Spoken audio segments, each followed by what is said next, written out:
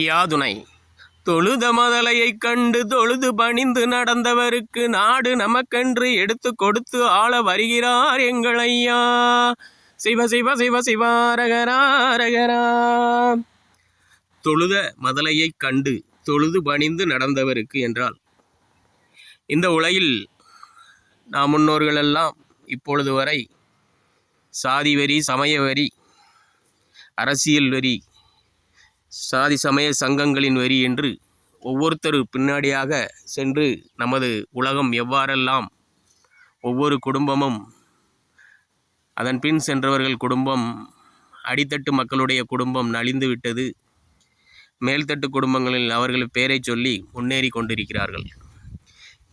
இதையெல்லாம் கண்ட நம்முடைய அன்புக்கொடி மக்களுடைய குழந்தைகள் ஒரு மனித உயிர் வாழ இவ்வளவு கேடான விஷயங்களெல்லாம் 1000 பேரை ஏமாற்றி ஒருவன் பிழைக்கிறான் என்பதை அறிந்த அந்த மதலையானது ஒரு உயிருக்கு தேவையான வாழ்க்கை முறை இவ்வளவுதான்.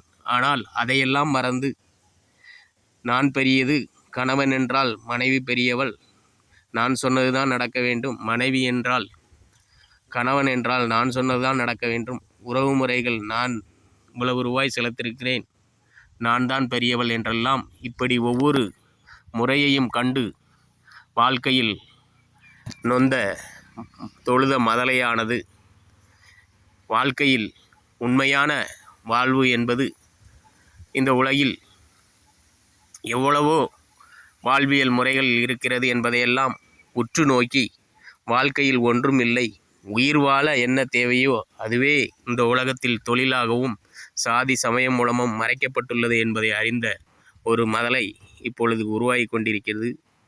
ஒவ்வொரு வீட்டிலும் ஒரு அறிவான குழந்தை உருவாகி கொண்டிருக்கிறது.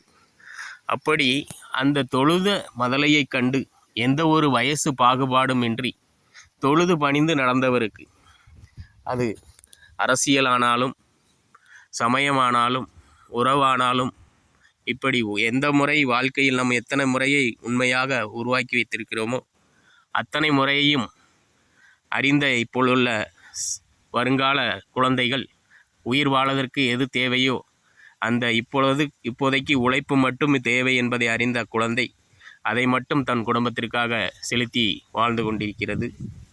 அப்படி தொழுத மதலையைக் கண்டு தொழுது பணிந்து நடந்தவருக்கு நாடு நமக்கென்று எடுத்து கொடுத்து ஆள வருகிறார் எங்கள் ஐயா. சிவசிவா சிவசிவா அரகரா அரகரா.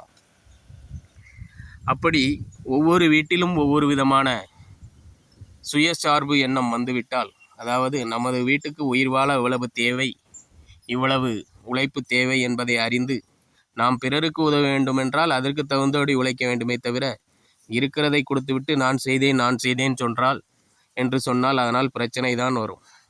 ஆதலால் நாம் மட்டும் நம் குடும்பம் மட்டும் வாழ வேண்டுமென்றால் அதற்கு தகுந்த உழைப்பிற்கு மரியாதை கொடுக்க வேண்டும்.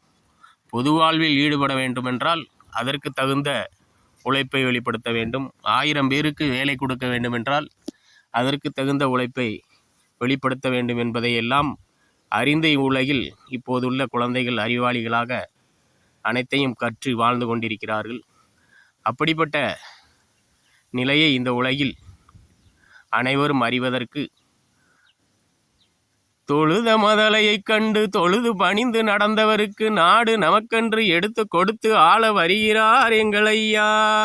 சிவ சிவ சிவ சிவாரகரா அரகரா. ஆதலால் நல்ல அறிவார்ந்த குழந்தைகள் நம் நாடு வாழவும் வீடு வாழவும் தவமாக வாழ்ந்து கொண்டிருக்கிறது. அந்த குழந்தைகளின் வாழ்வியலில் ஐயாவின் அறிவுரைப்படி வாழ்வோம். ஐயா உண்டு. அனைவரும் சப்ஸ்கிரைப் செய்து கொள்ளுங்கள்.